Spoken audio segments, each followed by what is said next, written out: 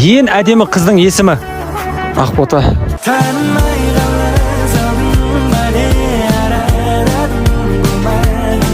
Бізде бүгін Олжасхан.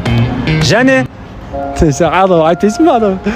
Дорогой дневник, мне не подобрать слов, чтобы описать боль и унижение. қай қаладансыз жалпы өзіңіз? Екібастұз. Руыңыз? Арғын Қозған. Жалпы қай жылғысыз? 2003. 2003-сіз ба не? Иә. Садыраденде 2003, Иә. Жалпы бос уақытта немен айналысасың жалпы көбіне?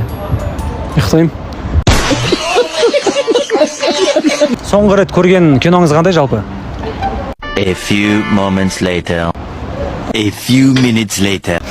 Законопослушный гражданин годин. Сен үшін ең мықты блогер кім Қазақстандағы? Білмеймін, бәрі мықты ғой негізі. Міне азамат, міне тұлға. Мысалы, ННН-дің нет ничего невозможно деген сөзі бар өзінің цитаты. Сенде қандай цитаты бар? Менде цитата жоқ. Құмаш? Менікі чисто лайфстайл. Тұнамын. Айтпақшы, үйдің үлкені, кіші ортаңғы? Үлкенімін. Реал әлде Барса? Реал. Реал дегенде андай ғой, мен футбол қатты қарамаймын негізі. Бірақ Роналдо қайда сол жақта ғой. Егер блогер болмағанда кім болар едің? Екі қолға, менде мамандығым, көбісі білмейді ғой негізі. Мен негізі электрикқа оқыдым ғой. Вроде электрикқа оқыдым ғой. Вроде ма. Жоқ, мен ұмытып қалдым шандай.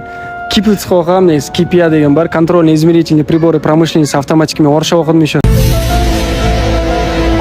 4 жыл колледжде оқыдым, содан сол сонымен вышыға түстім ғой. Жалпы блогерлікқа қалай келдің?